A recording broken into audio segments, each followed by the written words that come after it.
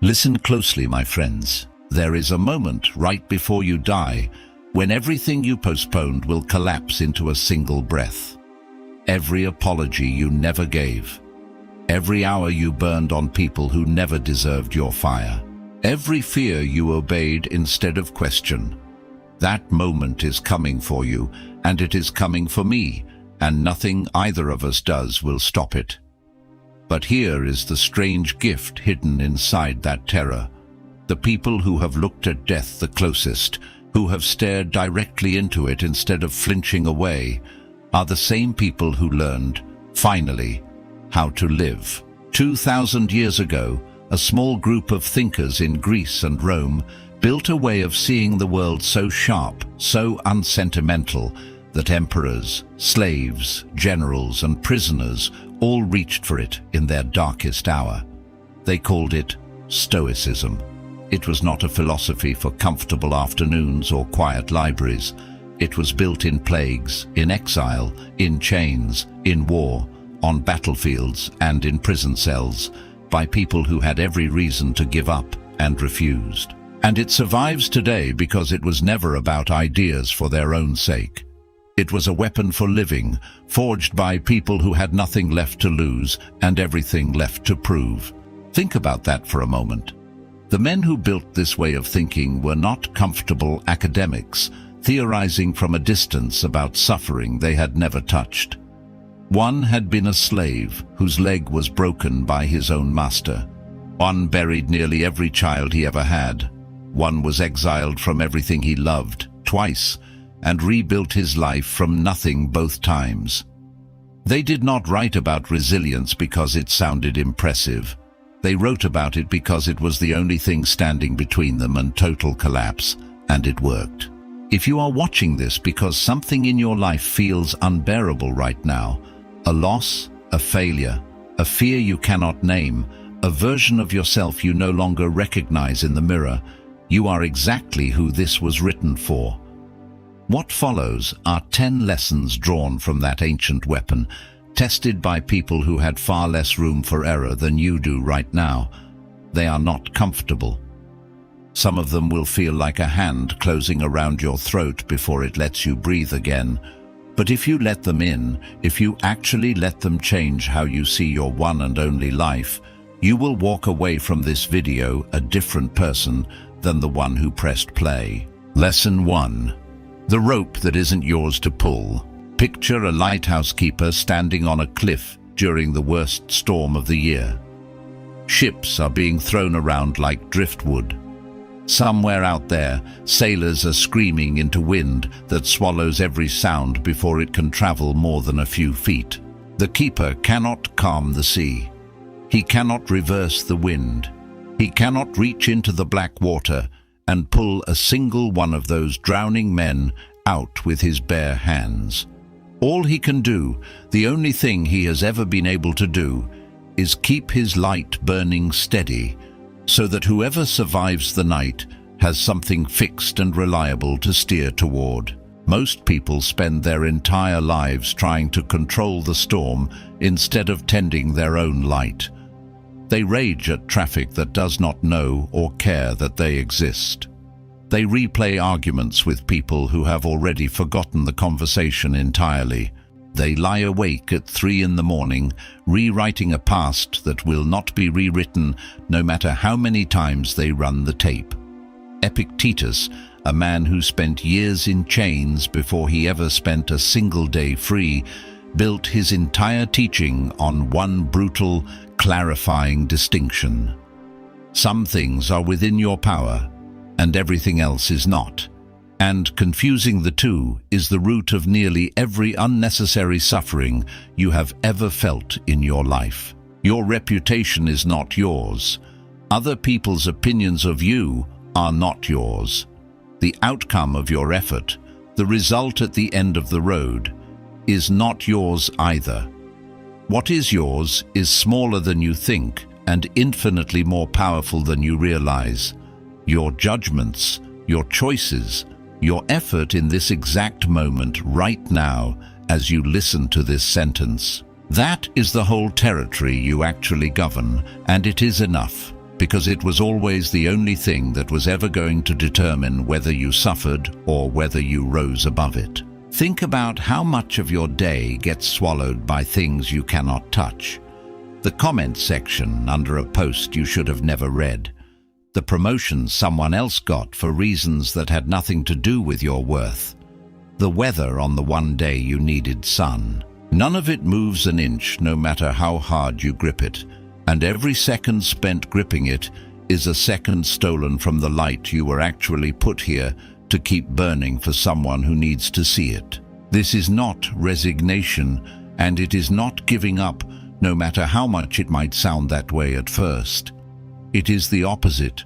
It is realizing that your energy is finite and precious, that you will never get today back once it has passed, and every ounce you spend on the uncontrollable is an ounce you cannot spend building the one thing that was always within your reach: yourself, your character, your response to whatever the world decides to throw next. There is an old exercise worth trying the very next time you feel your grip tightening around something outside your control. Ask yourself a single question, out loud if you have to.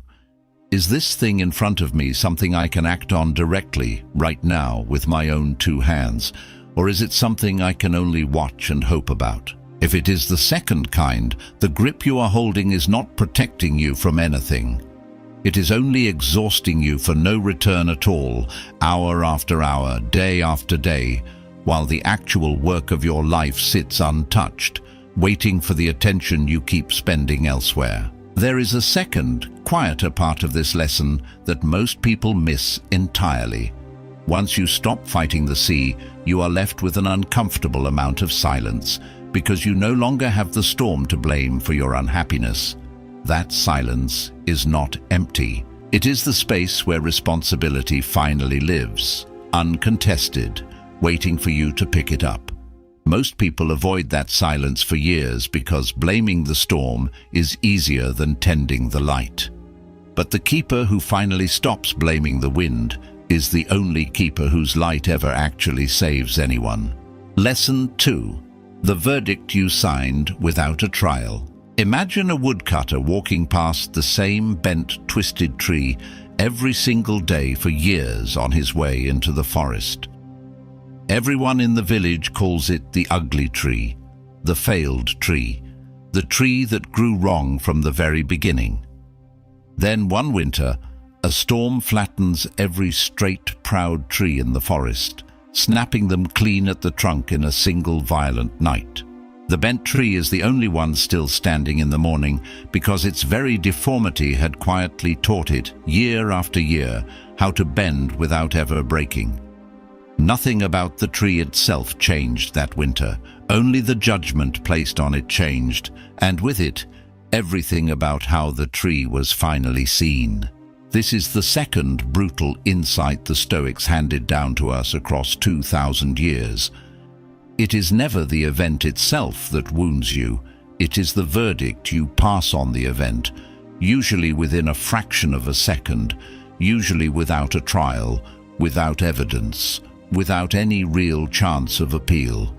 Someone cancels plans, and you rule, silently and instantly, that you are unwanted.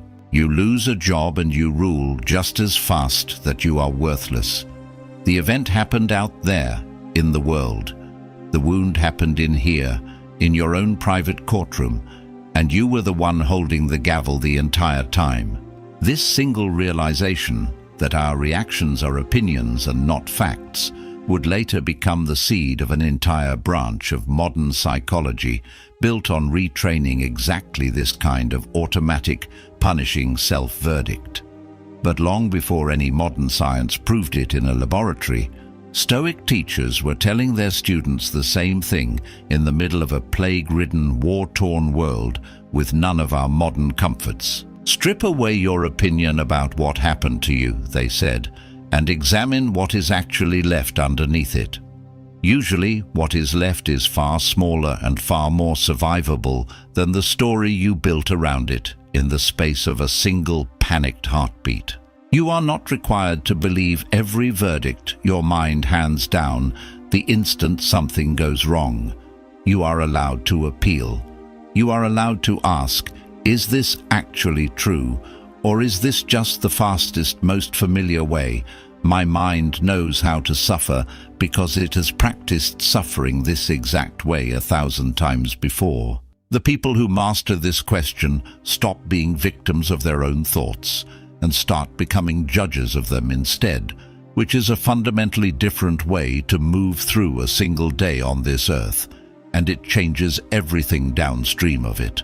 Consider how differently the woodcutter would have felt walking past that tree for years if he had judged it correctly from the very first day, instead of only after the storm proved him wrong. The tree was never actually ugly. It was resilient the entire time, and the label the village gave it said far more about the village's narrow definition of beauty than it ever said about the tree. The same is almost certainly true of some verdict you passed on yourself years ago, a verdict you have never once thought to appeal. Try this the next time something wounds you. Today, this week, the next time life catches you off guard. Separate the raw event from the story you immediately wrapped around it in the first few seconds. The event is neutral. It happened. It is finished. It cannot be changed, no matter how much energy you spend wishing it otherwise. The story is yours, freshly written in real time, and stories, unlike events, can always be rewritten with a steadier hand. Consider how much of your own personal history has been shaped not by what actually happened to you, but by the earliest verdict you happened to pass on it, sometimes as a child too young to appeal any ruling at all. A single offhand comment from a parent, repeated once, absorbed as permanent fact. A single failure in front of classmates, filed away as a life sentence about your own ability. The event lasted seconds. The verdict has been serving its sentence for years, sometimes decades, entirely unexamined, entirely unappealed, simply because no one ever taught you that the courtroom was still open for a retrial. Lesson 3. Turning the blade against the wound. There is an old image, older than most of the philosophies built around it, of a blacksmith holding raw iron over open flame in the dark of a forge. The iron does not choose the fire. It cannot escape the heat, cannot negotiate with the hammer that will soon fall on it again and again, cannot decide it would rather stay soft and shapeless forever in a corner somewhere, safe and untouched. And yet it is precisely that unwanted violence, that unchosen suffering, that turns shapeless ore into something strong enough to hold an edge, strong enough to be trusted with real weight in the real world. Marcus Aurelius, a man who ruled an empire through plague, war, and betrayal from people he trusted, wrote to himself in the dead of night, in a journal he never intended for anyone else to read, that the obstacle in the path becomes the path itself, that what blocks the action can be turned into the action. This was not a slogan he repeated for comfort on his worst nights. It was a working method he used to survive years that would have broken almost anyone else who ever wore a crown as heavy as his. Every difficulty placed in front of him was reframed, deliberately, forcibly, as material to be worked with. Not as punishment sent to destroy him, as material sent to shape him. Most people treat hardship as proof that life has turned against them personally, as though the universe has singled them out for cruelty. A relationship ends, and they read it as evidence they are unlovable at some fundamental level. A business fails, and they read it as evidence they were never capable in the first place. But the iron does not read the fire as evidence it was never meant to become a blade. The fire is simply the mechanism by which shapeless material becomes something with an edge, something with a purpose, something worth carrying into battle. Your setbacks are not verdicts on your worth, no matter how convincingly they disguise themselves as one in the moment. They are, more often than not, the exact temperature required to forge whatever you are actually trying to become, whether you asked for that temperature or not. This does not mean you pretend the pain does not exist, because that would be its own kind of lie. The iron genuinely burns in the flame. The blacksmith is not lying about the heat when he warns his apprentice to be careful near the forge.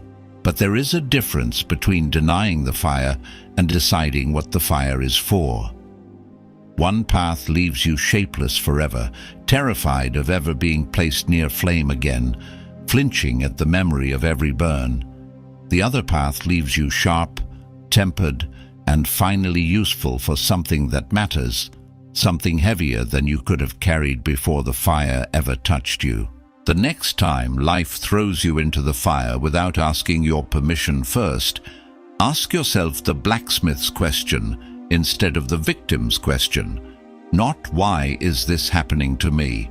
as though the universe owes you an explanation it will never provide. Ask instead, "What shape is this heat trying to force out of me?" Because something is always being shaped in that moment, whether you cooperate with it or fight it every step of the way.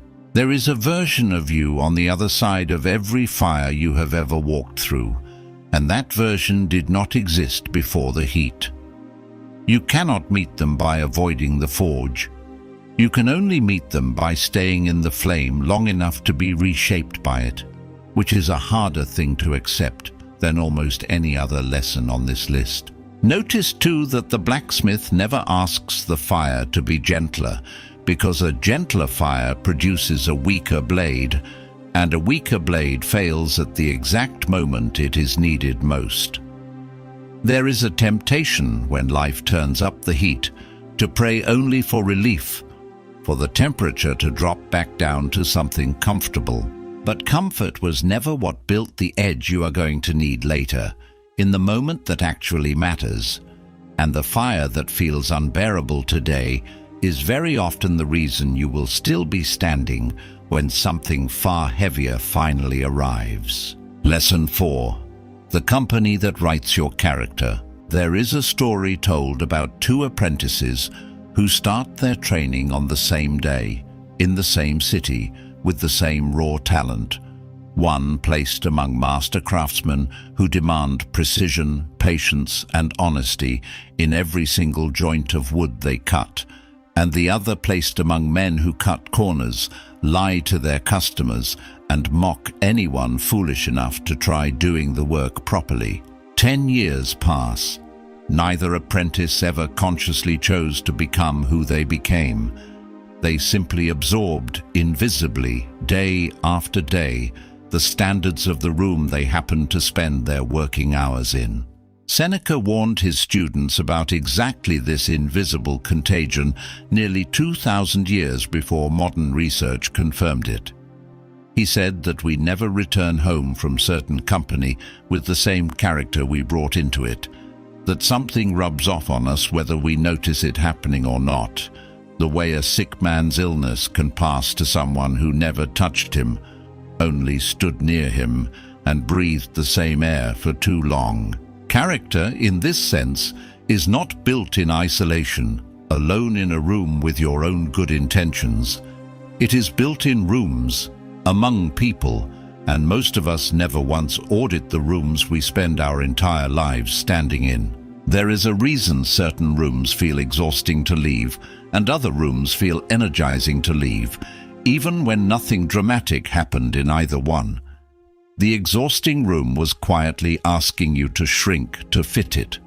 The energizing room was quietly asking you to grow to meet it. Most people never name this difference out loud, and so they keep choosing the exhausting room simply because it is familiar, mistaking familiarity for belonging. Ask yourself honestly what standard the 5 rooms you spend the most time in are quietly training you to accept as normal. If the people around you treat mediocrity as an acceptable outcome, some part of you is being trained to accept mediocrity as acceptable too, no matter how loudly you insist otherwise inside your own head when no one else is listening. If the people around you gossip, cut corners or shrink from difficulty at the first sign of resistance, you are absorbing a blueprint for gossip, corner cutting, and shrinking, even if you never once agreed to any of it out loud or on purpose. This is not permission for cruelty toward the people currently in your life, and it is not a call to abandon everyone who has ever disappointed you. It is a call to honesty about what proximity is doing to you silently every single day, whether you are paying attention to it or not. You do not have to burn every bridge tonight in some dramatic act of self-improvement, but you can start choosing, deliberately and with real intention, to spend more of your limited hours near people whose standards are higher than the ones you currently hold for yourself, and fewer hours near people who have quietly been giving you permission to stay exactly where you are. There is also a mirror side to this lesson that most people conveniently forget. You are not only a passenger absorbing the standards of the rooms you enter, you are also, whether you like it or not, contributing your own standard to every room you walk into. Someone else's character is being written, in some small part, by the version of you they spend time around. That is not a burden meant to paralyze you with guilt. It is simply the other half of the same truth, and it means the choice to raise your own standard is never a purely selfish one. The rooms you stand in are writing your character, whether you are paying attention or not. And you are writing a line or two into every character standing near you as well. The only real choice available to any of us is whether we choose the rooms and the lines we contribute to them on purpose instead of by accident. Lesson 5. Rising before your excuses due.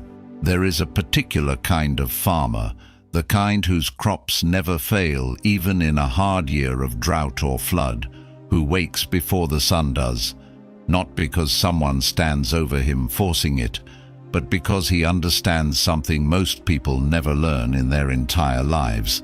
The field does not care how tired he feels this morning. The weeds grow whether he slept well or not. The only variable he actually controls, the only lever available to him at all, is whether he shows up to meet the day before the day has already decided everything without him. Marcus Aurelius argued with himself about this exact struggle in the pages of his own private journal, the same journal he never intended anyone else to ever read.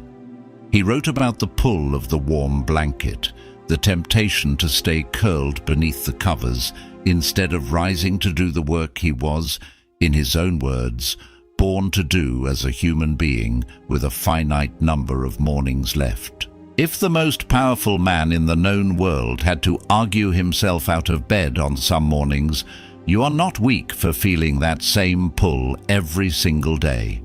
You are simply human, exactly the same as he was underneath the title and the crown. But notice carefully what he actually did with that pull instead of simply losing to it. He did not indulge it, and he did not shame himself for feeling it either, because shame rarely gets anyone out of bed faster. He simply asked himself a sharper question than the blanket was asking him. The blanket asks, wouldn't it feel better to stay warm just a few more minutes? The sharper question asks, what was I actually made for? And is staying warm really the answer I want to give myself on this particular morning? Most mornings, staying under the blanket wins by default, simply because nobody ever bothered to ask the sharper question out loud before reaching for the snooze button. Winning the first hour of your day is rarely about discipline in the way most people imagine it, all gritted teeth and white-knuckled willpower dragged out of thin air. It is about deciding, the night before, which question you are going to let win in the morning before you are even tired enough to negotiate with yourself. The people who rise early and build extraordinary lives out of ordinary days are not immune to the pull of comfort. They have simply trained themselves to notice the pull, name it honestly the moment it arrives, and choose the sharper question anyway, morning after morning after morning, until it stops requiring a fight at all and starts feeling like who they simply are. There is a deeper reason this particular lesson matters more than it first appears to. The way you meet the very first hour of your day sets the tone your mind will use to interpret every hour that follows it. Lose the first hour to the blanket and the excuse, and you spend the rest of the day in a slightly apologetic catch-up posture, chasing a version of the day that already got away from you before it began. Win the first hour, even by a small margin, and every hour afterward inherits a small advantage it did not have to earn on its own. Tomorrow morning, before you reach for the excuse that is already waiting for you, ask yourself the sharper question: what were you actually born to do today, with the limited number of mornings you have left on this earth, and is 5 more minutes of warmth really worth trading it for? There is nothing glamorous about this particular lesson, and that is exactly why so few people actually apply it.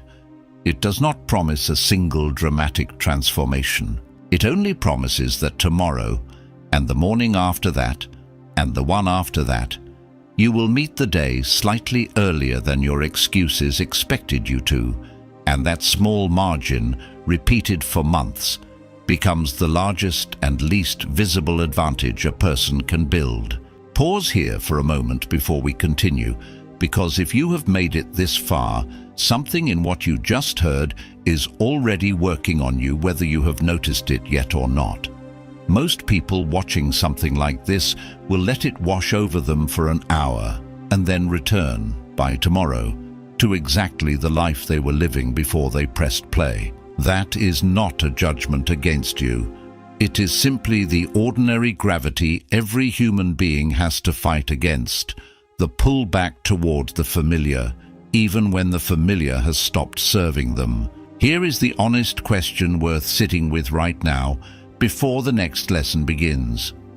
Of the 5 lessons you have just heard, which one landed the hardest, and why do you suspect that particular one was the one that landed? Usually the lesson that stings the most is not a coincidence. It is the one pointing directly at the exact place in your life where you have been quietly avoiding the truth for longer than you would like to admit, even to yourself in the privacy of your own thoughts. Lesson 6. Rehearsing the loss before it arrives. There was once a merchant who, before every voyage, forced himself to sit quietly in his own home and imagine the worst possible outcome of the journey ahead of him. The storm that sinks the ship without warning. The cargo lost forever to the ocean floor. The years of accumulated work erased in a single night of bad weather that no one could have predicted. His rivals thought him morbid, even cursed, for dwelling on disaster before it had any chance to happen.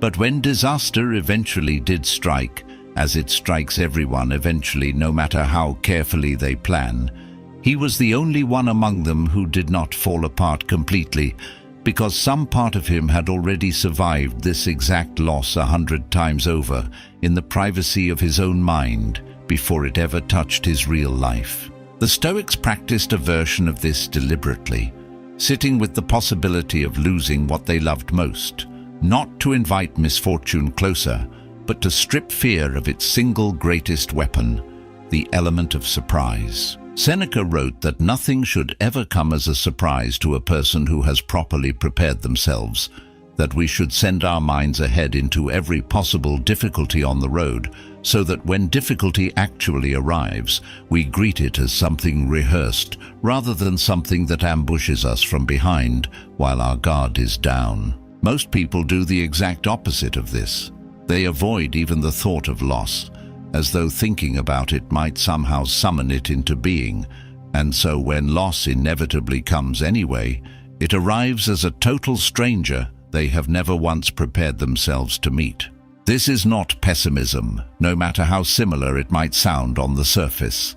A pessimist expects disaster and does nothing at all to prepare for it emotionally, simply waits helplessly to be crushed by whatever comes.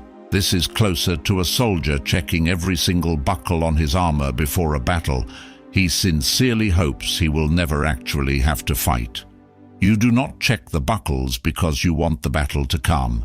You check them because if the battle comes anyway, despite every hope otherwise, you would rather meet it standing on solid ground than meet it caught completely off guard with your armor half fastened. There is a particular kind of freedom hidden inside this practice that is easy to overlook at first glance. Once you have honestly sat with the worst outcome and found that you are still standing inside that thought, something in you quietly relaxes for the first time in years. You stop spending your daily energy defending against a catastrophe you are secretly terrified even to name out loud. The catastrophe has already been named, examined, and survived in your imagination, and what remains is simply the ordinary work of living, unburdened by the weight of an unspoken fear. Try sitting just once this week with the honest thought of losing something you currently take completely for granted, whether it is your health, a relationship, or the life you have built. Not to torture yourself with worst-case scenarios on a loop. Simply to notice, with some genuine relief, that you are still standing even inside the thought of it, and that the version of you who survives that imagined loss is sturdier and steadier than the version of you who refuses to ever look at it directly. The people who fear loss the least are rarely the people who have lost the least in their lives. They are, almost without exception, the people who stopped pretending loss was avoidable and started preparing for it like the merchant, quietly, honestly, long before the storm ever actually reaches the harbor and takes anything from them at all. There is a strange side effect that shows up once you practice this regularly, one the merchant himself likely noticed but rarely spoke about. The things you have honestly rehearsed losing become, paradoxically, things you appreciate far more while you still have them. The sailor who has imagined the ship going down watches the sunrise from its deck differently than the sailor who has never once let himself consider it. Gratitude, real gratitude, does not usually arrive on its own. It arrives on the back of a clear-eyed look at how easily everything you currently hold could be taken from you tomorrow. Lesson 7. The applause you were never owed. There is an old street performer who for years built his entire sense of worth around the size of the crowd gathered to watch him each afternoon. On days the crowd was large and generous, he felt invincible, certain of his own talent and his place in the world. On days the street was empty and quiet, he felt like a fraud who had wasted his entire life on a talent nobody actually wanted to see. It took him until his final years to notice something devastating about the whole arrangement. His skill had never once changed based on the size of the crowd watching him. Only his sense of himself had, and he had spent decades handing complete strangers the power to decide whether he was allowed to feel proud of his own two hands. Epictetus taught his students to draw a hard, unforgiving line between what belongs to us and what belongs entirely to other people's opinions of us, and applause belongs entirely to the second category, no matter how good it feels in the moment it arrives. It is not yours. It was never yours to begin with. It arrives and departs based on moods, trends, and circumstances that have absolutely nothing to do with the actual worth of the work you did that day. The moment you build your identity on top of applause, you have quietly handed over the deed to your own self-worth to a crowd that will change its mind about you before the week is even over. This does not mean you should stop caring whether your work is genuinely good, because indifference to quality is not what any of this is about. It means the measure of whether your work is good should live inside your own honest, demanding standards, not inside the fluctuating size of the crowd happening to watch you perform it on any given afternoon. The performer whose skill stayed exactly the same on both the crowded days and the empty days had already done the actual work required long before either crowd showed up or failed to. What changed was never the work itself. What changed was only how loudly the world happened to be clapping for it that particular afternoon, for reasons that had nothing to do with him. Ask yourself, honestly and without flattering your own answer, how much of what you do each day is aimed at genuine excellence, and how much of it is secretly aimed at being seen doing something that merely looks like excellence to whoever happens to be watching. The two are not the same thing, even though they can look identical from the outside for a very long time. Only one of them will still feel worth doing on the day the crowd finally stops watching entirely. And eventually, for every single one of us without exception, it does stop. There is a quiet test worth running on yourself here. Imagine the exact same piece of work you are proudest of, but imagine that no one, not a single person, will ever know you were the one who made it. Does it still feel worth having made? If the answer is yes, you have found something real, something that belongs to you in the way the Stoics meant it. If the answer is no, you have found, gently and without judgment, a place where the applause had quietly become the whole point. Build the version of your work and the version of your character that would still feel worth having, even if no one ever clapped for it again, as long as you lived. That version, and only that version, was ever really yours to keep. There is a particular kind of quiet that settles over a person once they finally stop performing for the crowd, and it is worth naming honestly because it can feel at first almost like loss. The applause was loud, and its absence can feel like silence pressing in from every direction. But underneath that silence, if you stay in it long enough without running back toward the noise, is something sturdier than applause ever was. Your own opinion of your own work, arrived at honestly, answerable to no one but you. Lesson 8. The hourglass you refuse to look at.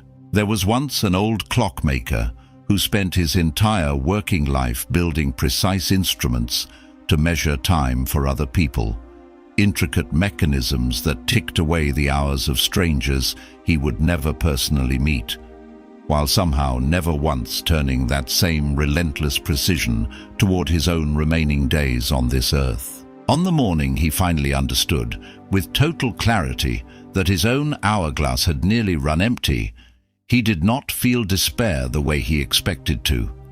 He felt something closer to relief, because for the first time in decades, every remaining grain of sand suddenly mattered enormously, and he stopped wasting the ones he had left on things that had never deserved them. Seneca made a claim that still unsettles people today, nearly 2,000 years after he first wrote it down. Most life is not lost through some single dramatic tragedy, he argued. It is lost quietly, a day at a time, handed away to distraction, delay, and the comfortable, unexamined assumption that there will always be more of it later. He said we do not actually have a short life. We simply waste a great deal of the one we were given, and the waste is so gradual, so invisible day to day, that most people never even notice the hourglass emptying until there is almost nothing left inside it to notice. Looking honestly at your own mortality is not the morbid exercise most people assume it must be from the outside. It is closer to what the clockmaker finally did in his final years, turning his precision instrument toward his own remaining time, instead of only ever measuring everyone else's. When you actually let yourself feel, for even a single honest minute, that your days are numbered and that number is entirely unknown to you, something remarkable happens almost immediately. The petty argument stops feeling worth having at all. The apology you have been withholding out of pride suddenly feels urgent. The work you have been postponing for some day suddenly demands, quietly but insistently, to be started today instead. This is not about becoming afraid of death or letting that fear paralyze the very life you are trying to protect. It is about using the plain fact of death as a filter for everything you do while you are still fortunate enough to be alive to do it. Would this argument matter to me on the final day of my life? Would this grudge I have been carrying for years? Would this fear that has quietly shaped so many of my decisions without my even noticing? Most of what currently feels enormous in your life shrinks almost instantly once it is placed next to the true, undeniable size of the hourglass. There is a particular kind of courage that only becomes available to you once you have looked honestly at your own mortality. A courage that has nothing to do with recklessness and everything to do with clarity. The clockmaker who finally looked at his own remaining time did not become reckless with the days he had left. He became precise with them in exactly the same way he had always been precise with the instruments he built for other people, finally applying his own craft to his own life. Look at your own remaining time honestly, just once this week, the way the clockmaker finally looked at his. Then spend what is left of it like someone who actually understood, at long last, that it was never unlimited to begin with, no matter how it felt on all those ordinary mornings when you assumed there would always be another one waiting for you. Lesson 9. The fortress that cannot be stormed. Picture an ancient walled city under siege, arrows raining down on the outer walls night after night for weeks, the enemy trying every possible method to break through before winter arrives. But somewhere deep inside that city, protected by wall after wall after wall, sits an inner chamber that no siege has ever managed to reach, a place the attackers cannot touch, no matter how long they camp outside the gates, because it was never built anywhere their weapons could actually reach in the first place, no matter how far they advance. The Stoics described something remarkably similar living inside every human being who has ever walked the earth, an inner citadel that external circumstances cannot actually storm unless we ourselves open the gate and let them in willingly. Insults, setbacks, cruelty, betrayal by people you trusted, all of it can hammer against the outer walls of your life relentlessly, day after day, and none of it can actually touch the innermost chamber. Your judgment, your character, your capacity to choose how you respond, unless you personally hand over the key to whoever happens to be attacking you that day. Most people live as though every insult, every setback, every unkind word from a stranger has already breached the inner chamber, has already reached the part of them that decides who they fundamentally are. But notice, if you look closely enough, how often the actual damage was self-inflicted, not by the enemy outside the walls at all, but by the gatekeeper inside, who panicked in the noise and confusion and threw the gates open without ever actually being forced to. The siege outside your walls is often loud, frightening, and completely unable to reach the room that actually matters unless you happen to be the one who lets it in out of fear or exhaustion. Building this inner fortress does not happen by accident, and it does not happen overnight no matter how badly you want it to. It is built the same way any real fortress is built, one deliberate stone at a time, through the small, unglamorous daily practice of noticing when you are about to hand over the key and choosing instead, in that exact moment, to hold on to it a little longer. Every time you feel provoked and pause before reacting, you are laying another stone in that wall. Every time an insult lands, and you notice it landing on the outer wall rather than sinking into the inner chamber, you are laying another stone whether you realize it or not. There is also a strange comfort in remembering that the siege itself was never personal in the way it feels in the heat of the moment. The wind does not hate the lighthouse. The arrows do not hate the wall they strike against. Most of what attacks your peace each day is simply the ordinary chaos of a world that was never built around your comfort in the first place. And once you stop taking the siege personally, it becomes far easier to hold the gate closed against it. The next time life lays siege to you, and it absolutely will, sooner than you think, remember that the walls were built to hold against exactly this. The only real danger was ever the gatekeeper opening them from the inside, and you, more than anyone else alive, are the only one who has ever held that particular key. It is worth remembering that no city stayed standing forever simply because its walls were strong on the first day. Walls crack, gates rust, watchmen grow careless after too many quiet years without incident. The inner fortress works the same way. It requires maintenance, not because the design was flawed, but because anything built to withstand pressure eventually needs the pressure checked and the stone repaired.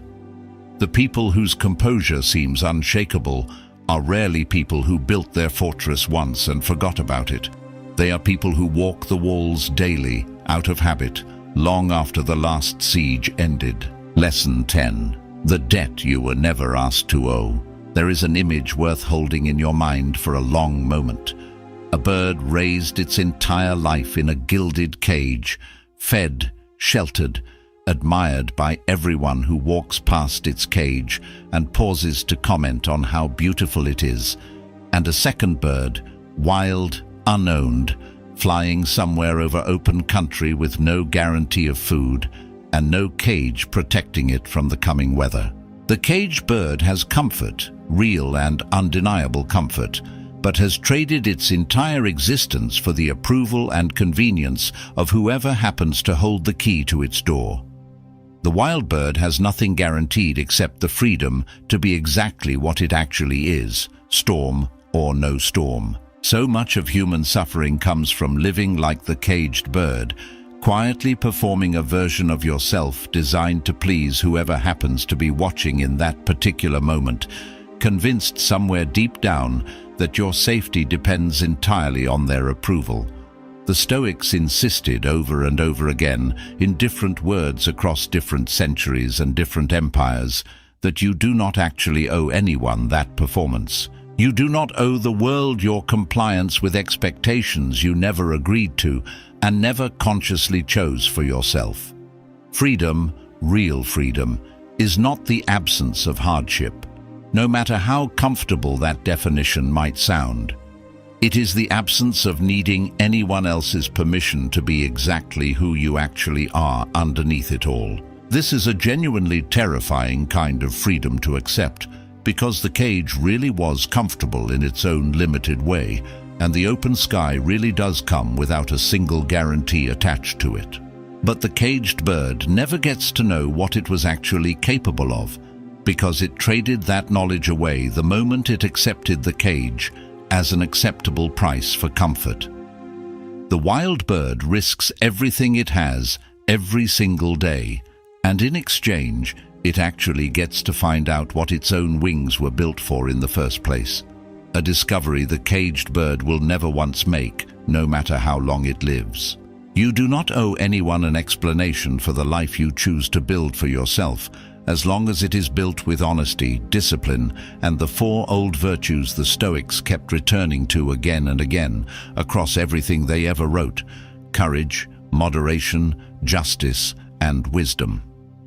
Everything else, every expectation, every comfortable cage ever offered to you in exchange for your own freedom, is a debt you were never actually required to pay in the first place, no matter how convincingly it was presented to you as one. There is one final piece of this lesson worth sitting with before we close. The wild bird does not resent the caged bird, and the caged bird, in its better moments, does not need to resent itself either for choices already made. It is never too late to open the door you built for yourself, one small decision at a time, the same patient way the fortress was built stone by stone, and the same patient way the blacksmith's iron was shaped blow by blow. Freedom is rarely a single dramatic leap. It is usually a door left open a little wider each day until eventually you simply walk through it without needing to decide to. Decide today which bird you would rather have been on the day your own hourglass finally runs empty, the day nothing about your life can be edited or reconsidered anymore. The one who stayed safe inside the cage everyone else admired from a comfortable distance, or the one who found out at whatever cost it demanded what it actually meant to fly on its own terms. Notice that no one ever builds a cage for you all at once. It is built slowly, one small accommodation at a time, one swallowed opinion, one abandoned interest, one quiet surrender to what was expected instead of what was true, which means the door out is built the same patient way, one small refusal at a time, one honest opinion spoken instead of swallowed, one interest picked back up after years of neglect. The cage was never a single decision. Neither is the freedom waiting on the other side of it. 10 lessons. One single thread running quietly through every single one of them. You do not control the storm, the crowd, the siege, or the hourglass, and you never actually did, no matter how hard you gripped at any of them. You control the light you keep burning on the worst nights, the verdict you refuse to sign without a trial, the shape the fire forces out of you when you least expect it, the rooms you choose to stand in day after day, the question you let win each and every morning, the losses you rehearse honestly before they ever arrive uninvited, the work you would still do without a single person clapping for it, the honesty you finally bring to your own mortality, the gate you refuse to open from the inside, no matter how loud the siege becomes, and the cage you finally decide one day to leave behind for good. None of this is comfortable, and it was never supposed to be comfortable in the first place. Comfort was never what kept Marcus Aurelius ruling through plague and betrayal, or kept Seneca writing through repeated exile, or kept Epictetus teaching for decades after years spent in actual chains. What kept them going was the brutal, clarifying knowledge that their remaining days were limited and unowed to them by anyone, and that the only real failure available to any of us, in the end, is spending those limited days asleep inside a life we never actually chose for ourselves in the first place. You are going to die. So am I. Neither of us knows exactly when or how, or whether there will be any warning at all before it happens. But for however many mornings you actually have left on this earth, you now carry something most people spend their entire lives quietly avoiding: the plain knowledge that the storm was never yours to control, that the light was always yours to keep burning no matter how hard the wind blew against it, and that today, this exact ordinary day, is the only day you have ever actually been given to finally start doing it. If any part of this reached you, do not let it end the moment this video does and fade by tomorrow morning the way most things do. Subscribe and let the next lesson find you before life eventually forces you to learn it the hard way instead, in circumstances you would never have chosen for yourself.